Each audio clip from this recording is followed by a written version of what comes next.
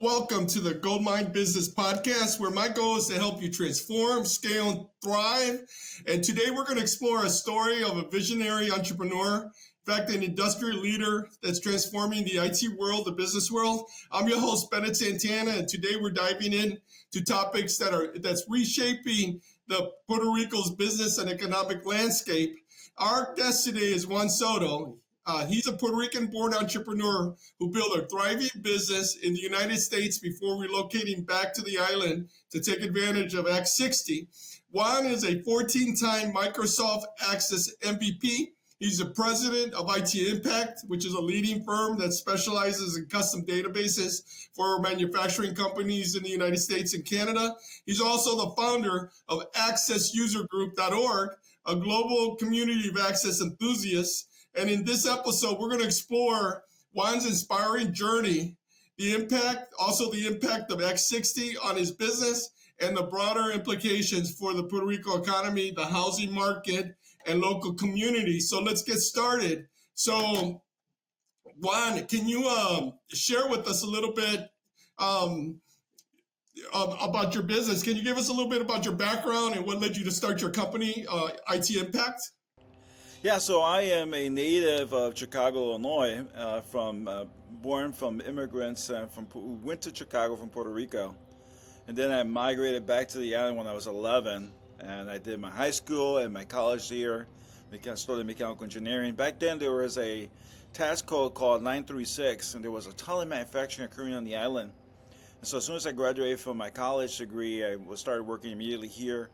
I got married, and then I was being a technologist. I really wanted to go back stateside, so we migrated back stateside, and then we founded our company, IT Impact, after working 20 years at multiple manufacturing industries, pharmaceuticals, medical devices, cosmetics. So I had a wide range of experiences, and that helped me become successful at IT Impact, so that we can help all kinds of clients, particularly manufacturing clients. When Go My ahead. wife. Go ahead. Go ahead. Mhm. No, go ahead. Yeah, as you were saying, go ahead. Yeah, well, my wife retired from the Chicago Teachers Union. She was no longer tied to Chicago, and I can do this job from anywhere. We decided to relocate to Puerto Rico, take advantage of the Act 60 law, where you're able to relocate the business. In my case, I actually started another business in Puerto Rico called IT Impact Global, and I significantly reduced my tax footprint here. And we've been living here for more than a year now. Wow, that's wonderful. And just make note, I've known you since around 2009, correct, or maybe 2008, Right. and where I actually had an office space, and you were a business in that office space at that time. Your business was just starting out at that time, right then, right? How Yeah. old was your business when I first met you? That was that was how many years ago? 22 years ago, right? Yeah, So 22 if years. I'm We've been in operation for 30, so I've been with you, knowing you now for 22 years, and back then it was only 7 years old. It was just me and a few people, and now we've grown the operation to having employees on 3 continents. right, and you've been very successful because I know the type of solution that you bring is very unique, and it sits on a particular background. So talk a little bit about what type of companies use the solution that that you have, and obviously that solution allowed you to be able to do it in Chicago or Puerto Rico. So tell us a little about that solution. So Microsoft Access is part of the Office suite of products. It comes with Excel, Word, PowerPoint. It's the number one database in the world. And our expertise, being an Access MVP, we can make it work very well with SQL Server and the cloud. And you'd be surprised how many manufacturing companies in the US and Canada still use Access as their ERP solution. So you have a lot of these companies that have mission critical applications, databases, and Microsoft Access. And they need somebody like us to help them maintain, expand, convert, upgrade. And they reach out to us through our Google advertising and our website, accessexperts.com, to get a quote and then help them with their issues that they're having with Access. Yeah, I know I've been familiar with Access for maybe well, 2 decades maybe from the first time access. Now, before that was what, DB4? What was before access? Well, before Access, you had Visual Basic Language, but Access was introduced first in 1998, and it was groundbreaking back then. So it was here before the internet when I had hair on my head. And so I've been able to keep up with it ever since. It's a mature product. It's not going to have the latest technology for web or browsing.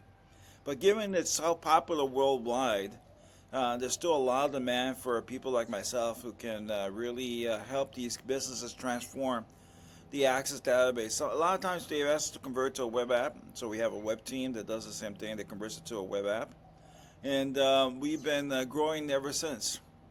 Well, as you probably know, my background is IT. That's where I started a major company, and I was doing database programming, mainframe level. And I always felt that obviously a lot of the software packages have gone, to the cloud, but there's always been a package that has been missing the component to allow a small business to create systems. And I know Access does that really well, but I think they're trying to push a lot of that into Excel, correct? They're trying to really super modify Excel that it could become like an Access. But the end result is, for me as a small business owner, it's all become very complicated, where just some simple tasks, reading records in and sorting them out, it's almost impossible to do, right? It hasn't gotten any easier. What do you think the implications of AI related to that will be? Well, you've got some acceleration going on with the AI space. Last week, OpenAI created what's called a super agent with a doctor's degree level of knowledge, to the point where it can now tackle complex tasks and be able to manage a wide range of things that it's really groundbreaking stuff. For example, it can manage a distribution network of planes, trucks, and ships around the world, which would normally take a team of people. So what you're seeing is acceleration of artificial intelligence to replace coders eventually. So I was hoping to hold that off for another 5 to 7 years, but given the acceleration rate, I do see coders being displaced significantly in the near term, 2 to 3 years from now. So what you're saying is, I know in college we did a lot of work with linear programming, and in the transportation sector back then, many years ago, where you could put in the parameters of how long a light will be, how long this distance will be, and then the linear program would actually give you the best path. So what you're saying, that's going to be like the basic program that they're going to be teaching like 8-year-olds in elementary school. You've got this wave of technology that's going to replace coders. Having said that, you still have a lot of legacy systems like Access out there. They're going to still require people, not unlike what happened in the year 2000 for the year 2000 bug, where they were scrambling to find COBOL programmers to cover things, right? So I do vision us still being quite busy for many years to come, but you have this global shift, and none of that AI is being leveraged with Microsoft Access. It's unfortunate, but that's the reality, right? So you see it more in Excel, Word, PowerPoint, but there is no AI happening with Microsoft Access. Having said that, we do have an AI team that's currently proposing solutions for our customers, so we're hoping that part of the business will grow.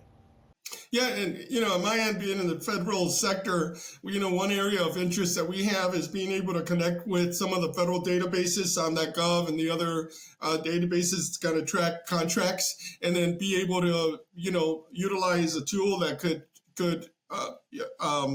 give us actionable data. And I think that's an area that's missing. It's still very difficult. It's still Excel driven. And on our end, it's a lot of manual efforts. So I know we're going to be talking about doing a solution in that area on the federal sector related to contracts. I'm looking forward to working with you. So, for for our next, segment here, understanding Act 60. For listeners who may not be familiar, can you explain Act 60 and how it benefits business and individuals there in Puerto Rico? Yeah, so Act 60 comes from the fact that Puerto Rico is independent from the U.S. tax code. Puerto Rico has its own tax code due to its status of independent territory. As such, they can create their own tax laws, and Puerto Ricans do not file federal taxes. They also can't vote for the President of the United States. And so what you have here is a unique opportunity for the Puerto Rican government to create programs that will bring in jobs and money from around the world to Puerto Rico. And they created the Act 60. And Act 60, there's two components to it. There's a investment component where you can bring millions and billions of dollars. A lot of Bitcoin billionaires took advantage of that and moved their wallets and their assets to Puerto Rico. And then the second part is the services, which I took advantage of, where I provide services to companies in the U.S. and bring that money here to Puerto Rico, where it gets taxed at a much reduced rate. To give you an example, I pay 4% on any gains over my firm versus the federal tax rate, which is going to be anywhere between 25 and 32%. Excellent. And then what are the other parameters that relate? I know there's a residency parameter. There's a couple of there's a donation parameter. Yes, the donation parameter applies to investment. So if you bring a lot of money, they expect you to donate anywhere between $5,000 and $15,000 a year locally based on the size of your portfolio. But in my case, my parameters in both investment as well as services, you have to stay at least 185 days on the island. And so I keep track of that. They make sure that I do that. I gave up my homeowner's exception, my home import in the U.S. I still have a home in Chicago, but I gave up my homeowner's exception. I do not vote in the U.S. anymore. I got my own voting here. So you have to demonstrate to the federal government that you've gone through all these steps before you can say that you can't pay. You don't have to pay any more federal taxes. Sure, sure. I know there's residency. I think there's something about having familiar relationships that are nearby. They want you to have a house here in Puerto Rico, right? So I purchased a house. Yeah. My wife and I on the payroll. There's a two minimum payroll that you have to have, but that could be you and your wife. So we are on the payroll here, and there's several requirements. You have to apply for it and get approved by the Commerce Secretary, and that can take a while. It took around 6 months for me. I did find a local firm here to help me out with that process free of charge, which was great. And we love the fact that we're now here residents full time. In fact, right now it's the middle of winter. It's 2 degrees in Chicago, and I'm here in front of my pool. Awesome. No, that's awesome. Now, as you all know, as I mentioned, I also purchased a home just recently, which I'm rehabbing in the San Juan area myself, with the anticipation of doing maybe an Act 60. Obviously, those 185 days is what you said, or 6 months in a day parameter. I've been, tossing back and forth if we could really do it. But no matter what, buying a property in Puerto Rico is not a bad decision. And considering I have family there, it was just strategic. In fact, I was there with my employees just last week. Enjoying the weather, where we're actually 0 in Chicago and it's beautiful there in Puerto Rico. And so, but when you were evaluating the Act 60, what was your primary consideration? What's the main thing that made you move there?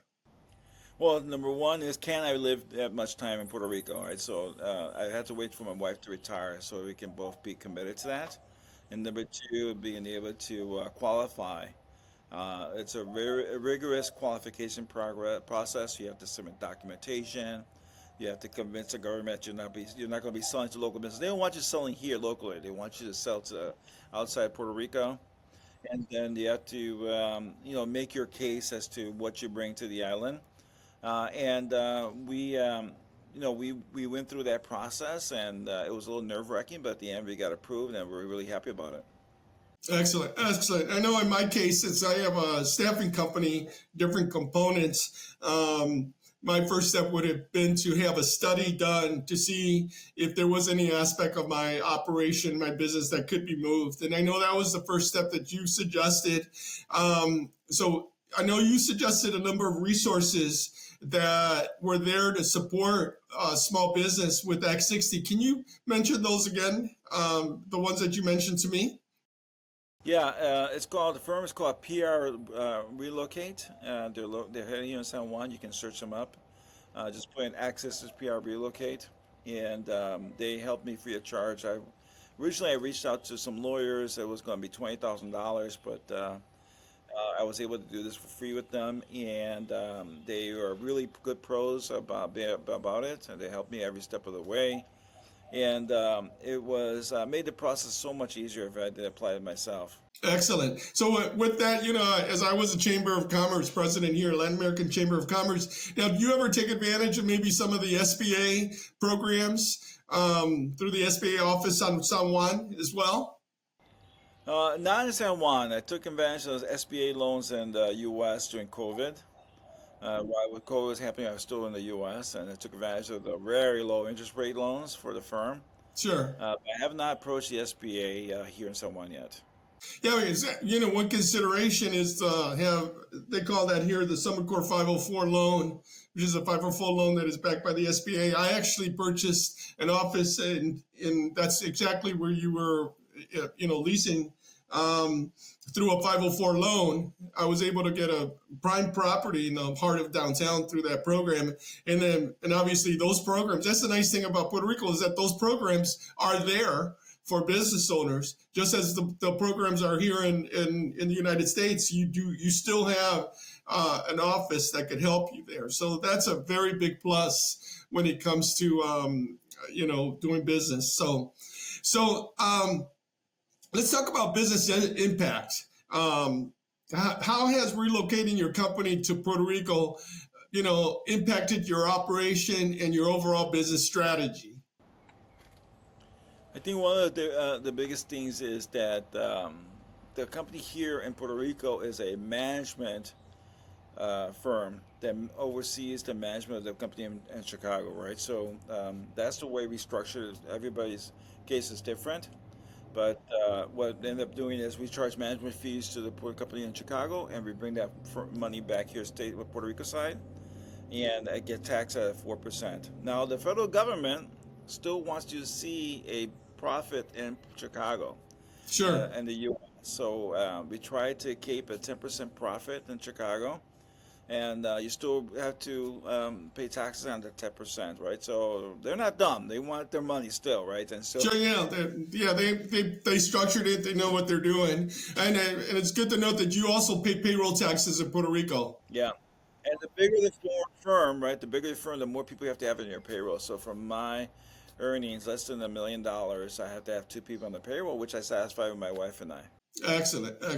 So then, what are some specific benefits that you've experienced since your relocation? Well, I mean, the primary benefits, I'm close to friends and family on the beach. I got my Yeah, pool sure. here. And Yeah, weather, I was just tired of the winter in the U.S. And so for the winter, we're down here. For the summer, we're back in Chicago, back riding at Lakeshore Drive, enjoying the festivals. Um, the fact is that I'm approaching my retirement age, and I'm glad I'm able to establish this base here and be able to have a home here and be ready when I decide to make the leap to retirement. sure. And I've been looking at that too. I'm in my 60s, going to be 63, and but my dad, he still farms in Puerto Rico. He just turned 93 and still farms and sells his produce to the local grocery stores. And so I figure I got a long run. My daughter's come into my business now, and originally I thought about selling it, but now what I feel is I'll probably be in the business till I'm at least 75 before I sort of transition to another mission. And so that, that's one of the thoughts that I've had is like, if I moved there and had a 7-year run, there could be some quite tax savings.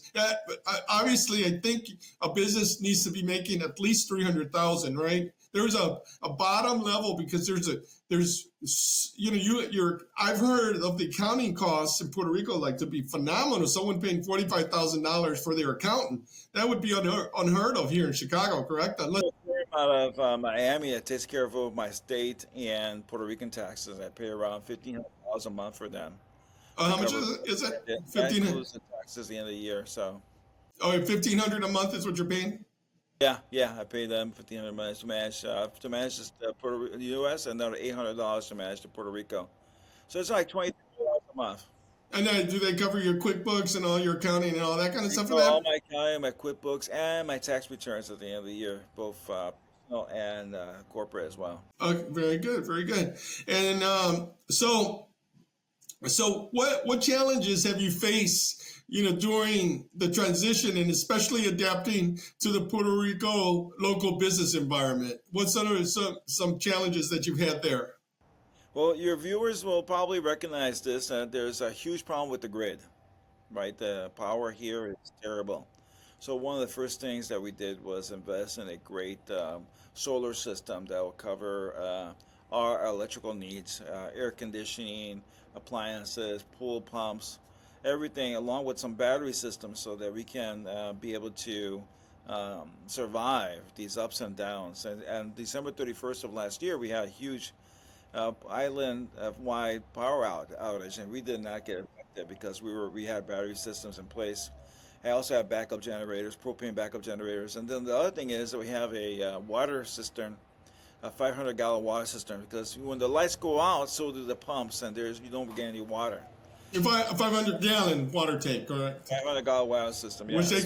they call it a cistern, or a cisterna Yeah, is the yeah. word that they So call it. basically, a giant plastic water tank that is tied into the house with its own water pump and pressure unit, so that you can continue enjoying the water while doing the blackouts. Well, blackouts here and brownouts are the bigger number of issues. You're just gonna have to have something in place when you buy a home to add that. Do you have something in your place in San Juan already? Well, yeah. I actually have a 1,000-gallon cistern, pressure system. It's interesting that the San Juan water, still the old infrastructure of probably a half-inch water pipe that comes into a third floor, and the pressure drops. So what this system does, it fills up at night when there's pressure. There's 1,000 gallons there in reserve. And you flip the switch and you got total water pressure. The other consideration that I have is either installing solar panels or connecting a generator. It's fortunate I'm actually in front of a hospital, and I believe we're on a very good electric grid. I've only experienced one the big island blackout is when the apartment experienced, a day. Actually, it was approximately 11 hours of blackout. And I think it's because we're in front of a hospital, and they don't want them to run out of their generators. Yeah. Drawback, right? Living here, you have to deal with that. The other drawback is medical. You don't have you have a lot of doctors who've left the island for the U.S., a lot of specialists. It could take weeks or months to see a specialist here. And so what we do is we kept our medical plan in the U.S., and then if there's a major issue, then we'll just go stateside to deal with it. And then when we come back stateside, we usually go back every 3 months. We stagger our appointments and see our doctors stateside. And so medical is something you have to consider. Originally, we had a medical plan here, but we gave that up because we didn't feel the value, the return on investment there. And then we want to also talk about the rising cost of gasoline, groceries. Everything has to be shipped in, right? Puerto Rico doesn't produce all the food and doesn't produce any oil, so all the gasoline has to be shipped in. A lot of the food gets shipped in, so there's shipping costs associated with that. So you end up paying more locally here for groceries than you would stateside, as well as for gasoline. Right. Yeah. Good. So just a quick note, getting back to your medical side, that's something I experienced when I went to Puerto Rico. I ended up with that RVS or whatever, the RSV, which was like bronchitis, very extended. But I was actually able to pick up the phone.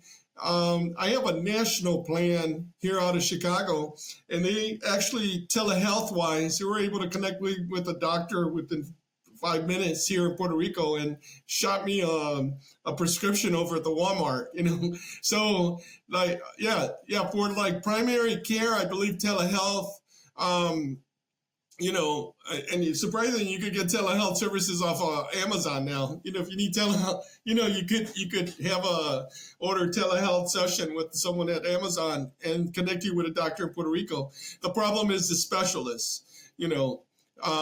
That's the particular. And one of the situations, like with my specialist. Yeah. I mean, you're not going to get it as much here.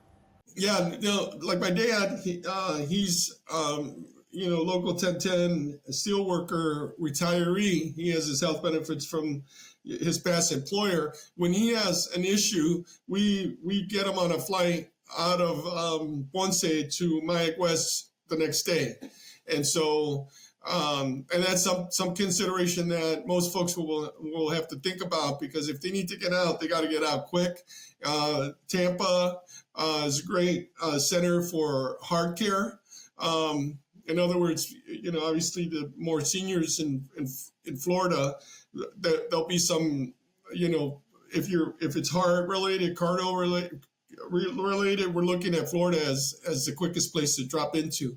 So yeah, there has to be a secondary plan, for sure. And then related to the food, yeah, 85% of the food is imported in Puerto Rico, which is, I go to the grocery store, I get the peppers, the strawberries that are here in Chicago, those are in Puerto Rico. And obviously because of the Jones Act, right, and those have to be shipped from the United States. We can't partake in any fruit that's from the Dominican Republic, that's just right next door, or from, from Colombia. U.S. first, and then it gets shipped here. Right, and so that adds a particular, burden, right, to Puerto Rico. But the also thing is that my dad is a farmer.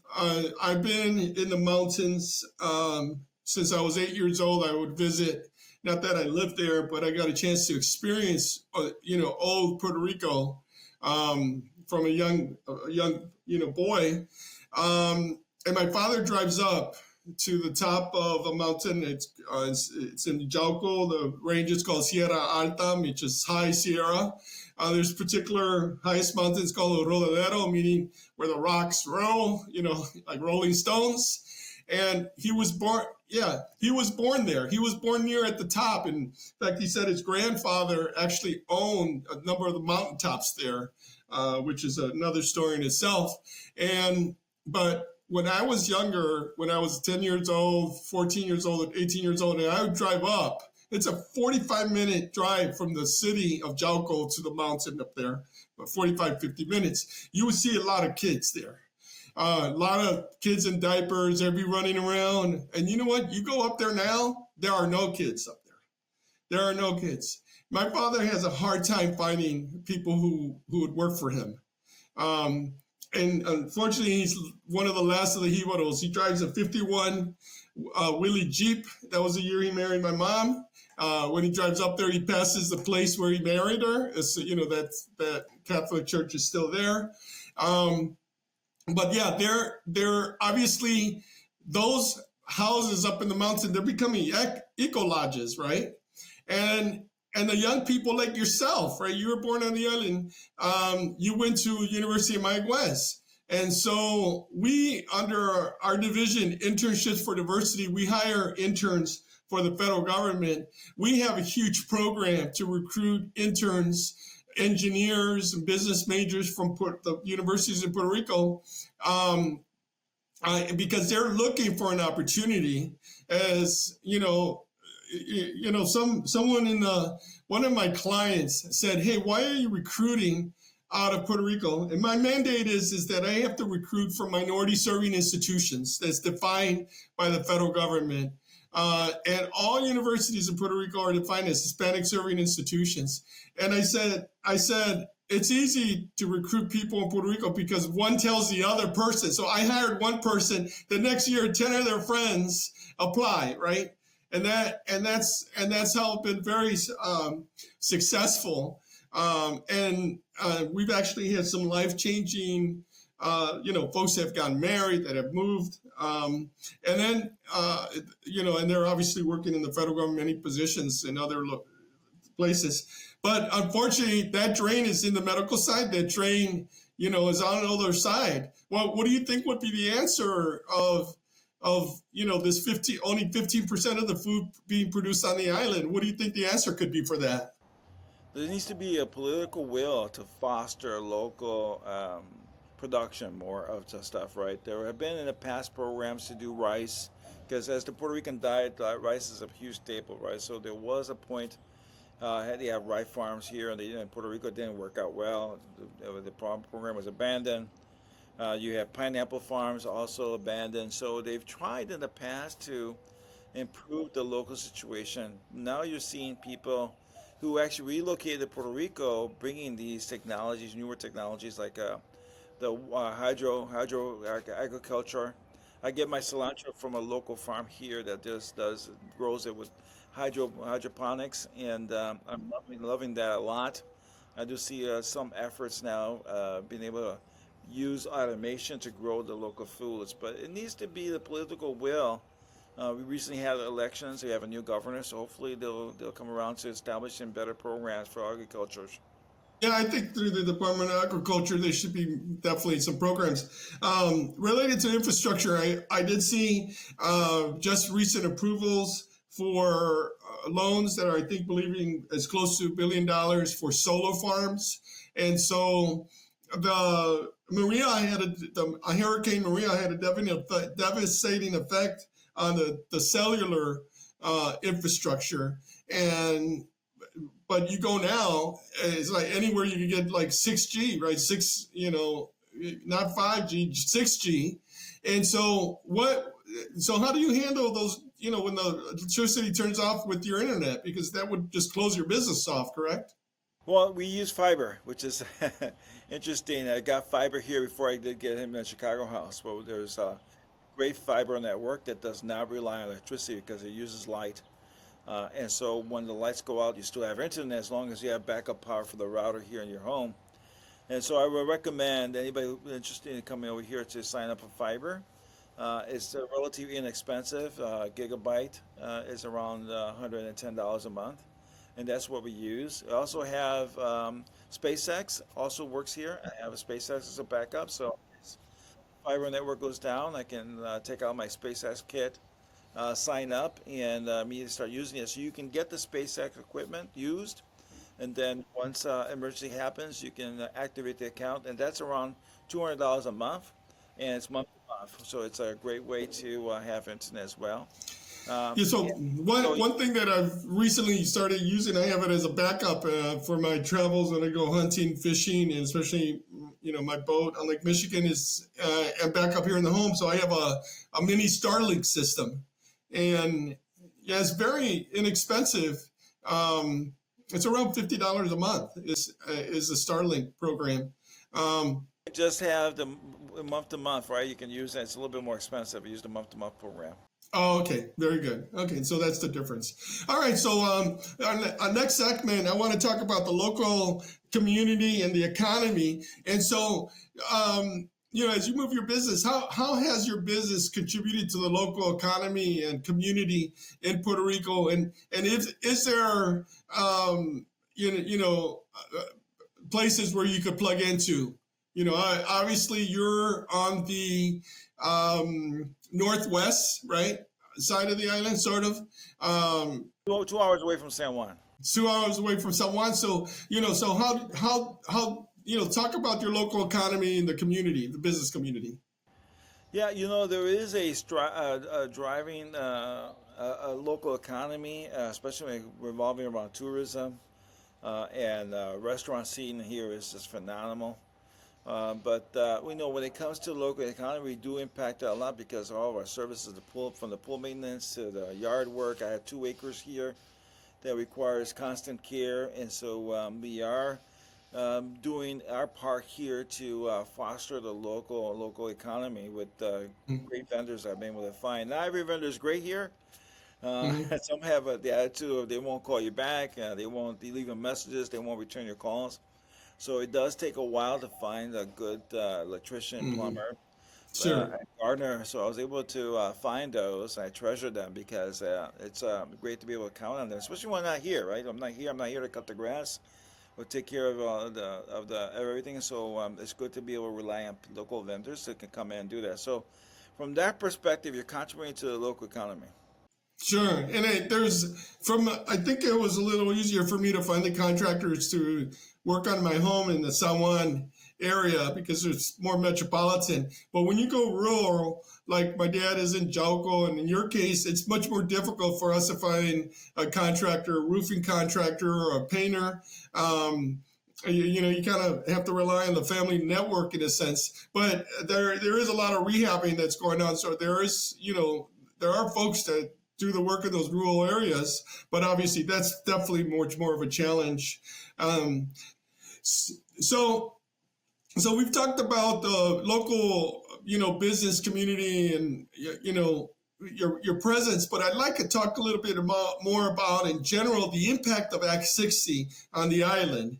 And so, just to share with you, the implementation of Puerto Rico's Act 60 consolidated previous tax incentives like Act 20 and 22 and has influenced the real estate market tremendously. The program is really designed to attract high net worth individuals that, through a substantial tax benefit, exemption on capital gains, dividends, interest, and there's been a notable increase in property values and rental prices. And so, I'll give you some background. Dorado is what would you say the community how would you describe the community of Dorado for someone who doesn't know about it? Dorado is, like the name implies, the Golden City. You've got a lot of people who bring billions to the island. They're Bitcoin billionaires. And it seems that they all decided to go to Dorado. So that's pushed up home prices significantly. I don't live there. I live an hour and a half away from Dorado. But I still live close to Rincon, which is another area of wealth concentration. I'm next door to that in Aguada, which is more reasonable when it comes to pricing. But I have seen prices rise here in Aguada as well. And so what you've got these people who are retiring in the U.S. Like they'll sell their home in California for $2 or $3 million. A regular home that in Chicago would cost 600,000, right? They'll sell it for $2 or $3 million. Come here to Puerto Rico, and for them to pay 600,000 for a local property is nothing. But for the locals, it's probably double what they would have paid, right? So you've got this pressure going up, and it really is unfortunate because it's affecting the housing market. Absolutely. So, this is from Wikipedia. Between 2016 and 2019, the property value in Dorado increased by 66%. Now, that's 5 years old. I probably think it's up another 66% above that. And they said 6-bedroom mansions is going for 20 million. I've never seen that, but I did see a property going for 35 million in Puerto Rico. And so, yeah, in Rincon, the average back in 2017 for a 2-bedroom apartment in Rincon was 290,000. Sequential years of 420, I think it's probably even more than that now. Another thing on rental prices, there's been an upsurge between July 2022. This is a very short period of time. It's like 14 months, 600% increase in rental prices. And I know this for a fact. I have an employee who's there. She had to move out of her home. She couldn't afford. They raised the price 3 times. I have a niece who's an attorney in San Juan, and she actually has had to drive like 2 hours to her parents' house because she couldn't find affordable housing. And that is seen across the board. I mean, there are two-bedroom apartments going for $5,000 in San Juan, and that's just a regular neighborhood Santurce apartment. So what do you think what do you think the answer is for related to the local population? Because it seems like they're being priced out, and obviously anything around the edge, around where there's water access, within 5 minutes of water access, it is super expensive. And so then now, because of the capital gains, right, or zero capital gains, you see a lot of rehabbing going on. In the inner neighborhoods, which is pushing up property values. I can't believe I saw something in Jauco that was, you know, the appreciation on. I've never seen it. It was just a little home. It was close to $200,000. So before you could pick up that home at probably $60,000 or $70,000. So, what do you think the answer there is? There's a big movement to get rid of the access fee because the Mm-hmm. locals have said it doesn't bring the benefits that they taught it to be, and there is I see already the local population uh, protesting and talking about eliminating this tax code. My philosophy on that is that we need to provide more affordable housing. There needs to be Sure, a renaissance in the construction sector that's led by the local government that can bring the funds and the resources to bear to build more housing. We need to build. Now, there has been a lot of schools shuttered because of the population. As you saw, the kids are no longer there when you go to the Yaco. hmm, I'd love to see those abandoned schools converted over to affordable housing. sure, Rehab that all those spaces. A lot of schools like that. At the same token, you gotta make sure that you build for earthquakes, right? That's something you need to know, right? And hurricanes. sure.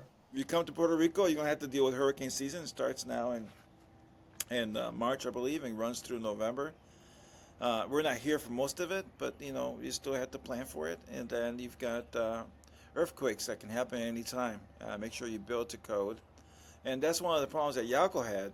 They had several buildings that were not built to code, and you saw firsthand that destruction, right?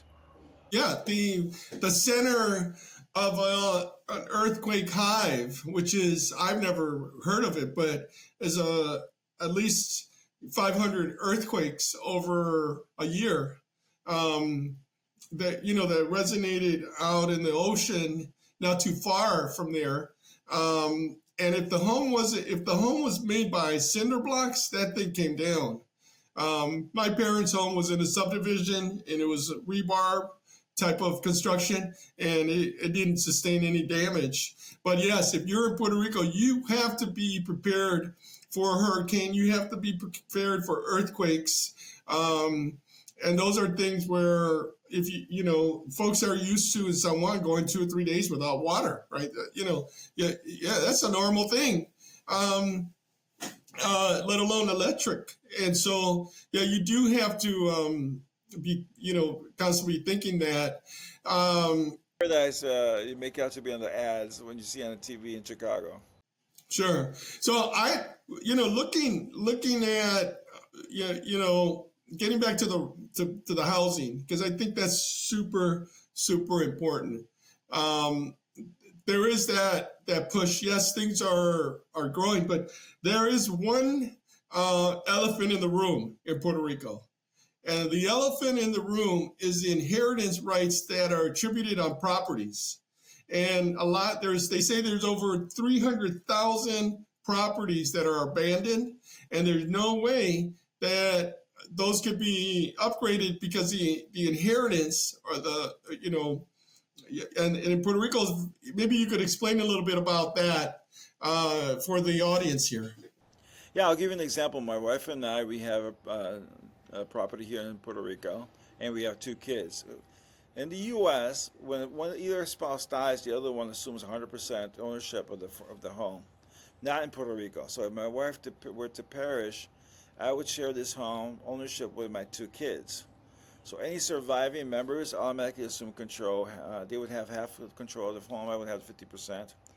And so you've got these situations where kids have gone on and have families and kids of their own, and in order to sell the property, you need to have everybody sign off on that, right? So my two kids, if they had children that are of age, they would have to sign off if they also were part owners of the property, and that's where the problems exist. All it takes is one person to say, "No, I'm not signing off," and the property doesn't get rehabbed.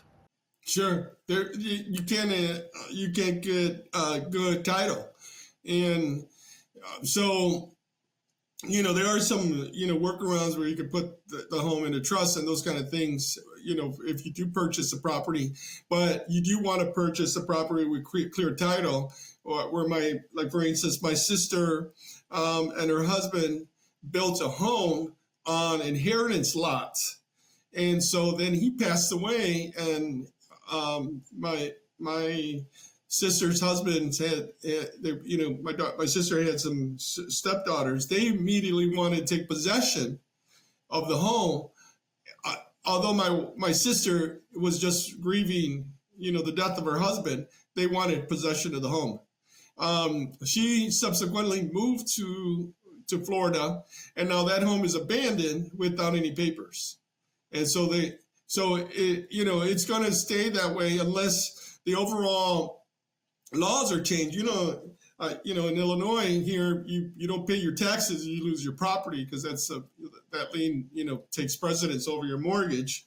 And so, though it's maybe a necessary evil, it maintains these buildings where you don't see that as much. But in Puerto Rico, you'll have a broken down house, $1 million house, a broken down house, $1 million house. And that's a big elephant in the room when it comes to Puerto Rico. And so when you come to Puerto Rico and you go to Old San Juan, you're going to see some buildings as you stroll, through those beautiful streets, where there's a Spanish building that hasn't been touched in hundreds of years. And it looks like you could see a ghost, come through one of the doors. I mean, classic photographs if you walk the Old San Juan. But that's definitely the elephant in the room. And so let's talk about lifestyle and culture. And I want to, in a sense, make an appeal to Puerto Rican business owners that are in the United States for them to consider moving. Because I believe, there's over 500,000 incorporated businesses in Puerto Rico. Can you believe that? With a population of 3.2, there's 500,000. And the number of companies that are doing Act 60, are I believe they're probably in the thousands already. There's not an exact figure that I could find that could put the number of businesses, let alone how many of those are business owners like yourself, were born on the island and want to return. Or in my case, my dad, he migrated to the Indiana area, worked in the steel mills in the 50s. I was born, in Indiana, and they say, "Where's that Spanish?" When I speak Spanish, I go with my Spanish from Indiana Spanish, right? And so moving to Puerto Rico, and my family, my daughters could put a finger as to where their lineage starts. They could literally touch it. There's not many ethnic groups that, and I'm sure there are some, but a lot of times they come from Europe. They can't go back and say, this is where it started from. I have that ability to go up to a place and show my daughters, this is where it started from. This is where your grandparents were. This is where your great-grandparents were.